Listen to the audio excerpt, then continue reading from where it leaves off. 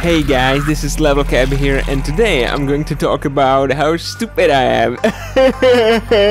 Well, never mind that. This is basically a video that's a response to LevelCap, and developers can basically use it. I mean, DICE can basically use it to make another Battlefield. Hooray! No more shitty map design. Well, it's not going to happen, is it?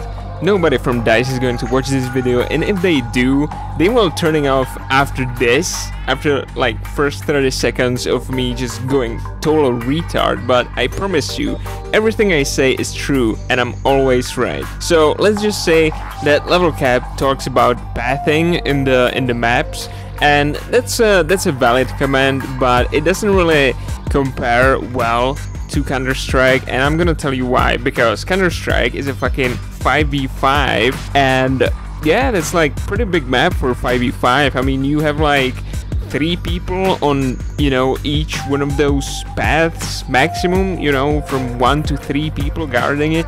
So it's not really an issue, but you can't really compare it to a Battlefield map, because Battlefield A isn't even based on this kind of gameplay where you have corridors, right, and then you have to like camp somewhere and choose where to go, you know, all those places where people will just sit and head glitch, and then you rush them and kill the head glitcher because you expect him to be in that spot. That's not like Battlefield. I mean, in Battlefield, even if you play on Conquest small server, you have 30 people in there.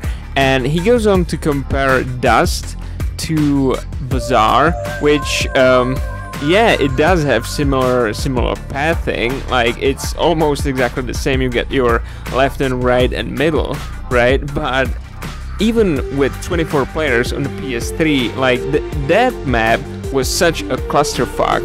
Playing competitive, you would have 8 people versus 8 people in the middle, and the rest is completely controlled by the vehicle squad. Like, you have those LAVs right in front of the base, going around the base flag, and you know, nobody from infantry, unless they beat everyone on Bravo or just fuck Bravo and start rushing one side, nobody's gonna go there. Everyone from infantry is gonna go on Bravo, and 8 versus 8 on an alley, one alley, you know, that's just not good. I mean, that's super bad map design. Like, if that was an infantry only map and you would have like the large layout for the small Conquest map, then, you know, probably it would be a really good map. But this way it's just not working at all. If you have 8v8 in the B flag, then that's just such a disaster. Especially, like, you can't compare Counter-Strike to Battlefield, because in Counter-Strike there's no LVGs, there's no 320s, there's no mortars or anything like that. There's just a couple guns, you know, and like you can carry a grenade. Okay, one grenade, that's it, and you know, a couple guns. That's a lot less equipment to get you killed indirectly by someone just scrubbing it up, or just, you know, throwing nades at something. You can't even resupply grenades in Counter-Strike. So that's my second point. Basically, the equipment is completely different, and the player count. So that comparison is only valid in really abstract terms as far as the pathing goes.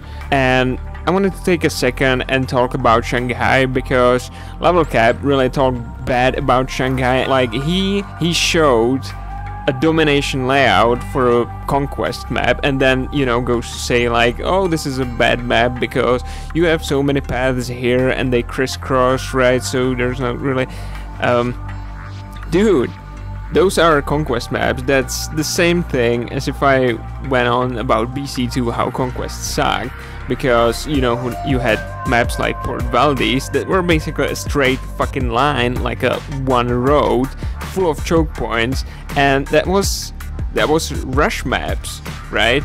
Like, I didn't like those maps, you know. Even for rush, they were really fucking linear. Like, look at BC1. BC1 has like twice the width of the maps. They're like much wider, more open, and there's more paths to come. If you look at maps that weren't included in BC2, the last map pack, if if you look at the original BC1 maps, there isn't really many that have any choke points at all. I mean, like Ascension maybe, and then what was that map called? Deconstruction, you know, the first base and then the bridge. But you know, other than that, I can't really recall anything like, you know, BC2 choke points like the Isla or the Valdez. Anyway, those are rush maps, and you're here comparing a totally conquest only map that they just took and put like a part of it into another mode, which is a recipe for disaster for those modes that the maps really weren't made for. But anyway, you just go on to complain about how this map sucks because blah blah blah. Well, it doesn't really suck, it's just a different mode intended for that map. Like Shanghai is definitely one of the best maps in the BF4 and one of the best maps I've played since BC1 in any battlefield.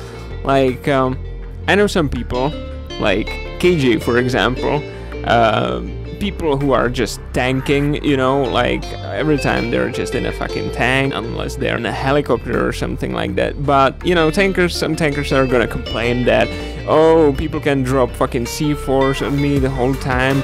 Well, I don't know what to tell you. I hate LAVs. I would just like to fucking delete them from the game because they just handle so bad. But Shanghai is one of those maps that are better suited for LAVs, you know, like MBTs are a lot more fun, but you can't expect to do like really good, you know, like go fucking 50 and 0 on a map like Shanghai. It's more of a support tool because you can't really, there's not a single flag that you can solo with the tank unless you're talking about E maybe. There's a lot of room that you can cover with the tank, but other than that, Charlie, no question, you can't even get there, you can just shoot across from the water, you know, and if the skyscraper's up, then you're never gonna hit anything. Then the mall on D, yeah, you can drive there, but you're gonna get most likely C4 or something like that, you know, it's rather difficult, but it's not impossible. Then you have the Bravo, you can drive down there, but if they're not stupid, they're gonna C4 you. And Alpha, yeah, you can either choose if you're on the top or below, but you know, chances are you might get C4'd or SMOD or something like that. So it's not really a map that is meant for tanking, it's mostly like a heli/infantry map, and it does it really great, and I'm gonna show you the layout and tell you why. Alright, so I just recycled this picture from before in the video, and it's actually better to show it here than on a layout. So what I'm trying to get across is that there's a certain hierarchy between the rooftops and all the places everywhere on the map, and if you don't want to play vertical gameplay, then you don't really want to play this map, because the map is based on it and the pathing here works really well. Just about any place where you can be, you always have to watch out for certain places, usually above you, and you don't really have to worry about places below you. Top of the hill is basically the middle skyscraper, right? And there's always a shootout going on there between the top rooftop and the opposite side of it, and there's no denying that that's a great infantry area. If you have the top rooftop, all you have to worry about is the other side. If you're on the other side, all you have to worry about is the rooftop and the other elevators, which are again easy to hold, and the chopper pretty much determines who holds the flag. It's not impossible to hold it for some time if the chopper is attacking you, but if they have the numbers on the top rooftop, that's the key to getting that flag. And you know, that's it, that's the pathing that works. You have places to worry about and places where you don't really need to worry about anything, and that applies to just about the whole map. If you have the skyscraper, you can parachute down to all the other surrounding rooftops, which gives you access to the flags below.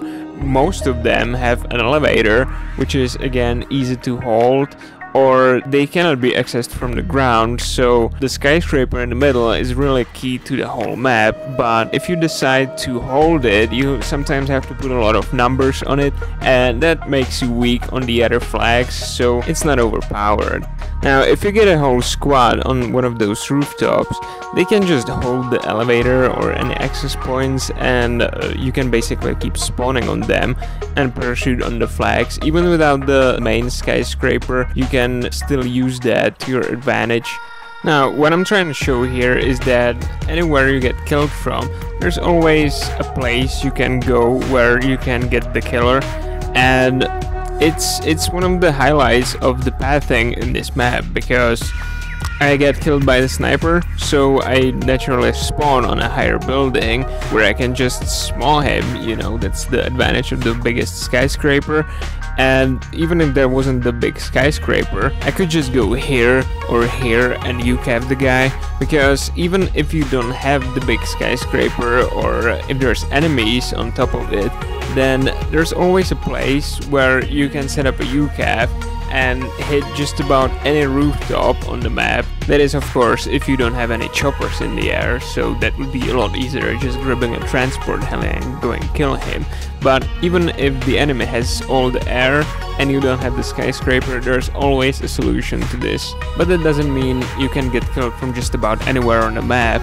Anywhere you are, there's always only a few places that you have to watch out for. Like when I'm here, the only thing I have to watch out for is the rooftops above me, because the high skyscraper is just way too high above for anyone to snipe me, maybe throw me, but that doesn't happen anymore because nobody's using it. And the rooftop below, where I just naded the guy, that's pretty much my prey. If they manage to snipe me, then oh well, you know, but I totally have the advantage because I can duck to cover anytime, and I'm just rushing because I know I'm gonna kill the guy. But I could just stay there, heal myself, keep attacking them indefinitely, unless they go down to the elevator, go up the white building and parachute on top of me. They're not gonna be able to kill me.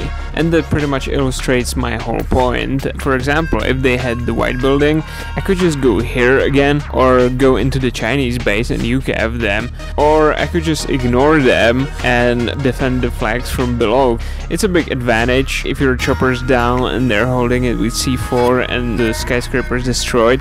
It's always a good advantage to have it, but if they have like 15 people there, then they're wasting numbers, and even if the chopper is raping everything, he can't really do anything to you on the flags or on most flags. So it's not like you have to get it if you want to win, but it's a good way to get on top of people when you need it.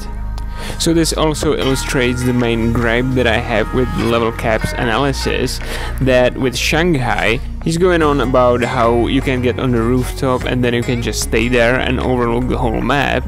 Yeah, that's true in Domination, but it's only a small area that you can overlook in Conquest. So since the map is a Conquest map, it's not really a valid point. I mean, for anyone to be there, all you have to do is go to the other elevator and go above them and parachute on top of them. And to counter that, you have to do what I described before. And it's really one of the few maps in the game where you can just navigate around the map, avoid threats, pick off people, and do a lot for the team at the same time, and overall be in control of what's going on. It's a map that has a lot of space, but at the same time nothing is super far. Like on Goal mode, you don't really need a car to get anywhere. Snipers are rather easy to avoid unless you're camping on one of the rooftops. Both air and ground vehicles are easy to avoid because of the buildings, but it doesn't really sacrifice a lot of vehicular gameplay like some other maps do, and there's always good infantry gameplay to be found. So overall, I think this is definitely one of the best maps. So, seeing that I've been rambling on for about 2 hours again, I'm gonna make another part of the video where I'm gonna explain all about the level design and what makes, in my opinion, a good Battlefield map. I mean, I could go on and on about what I like about a certain map or not, but nobody's gonna wanna watch that, so this is all there is for now, and see you later.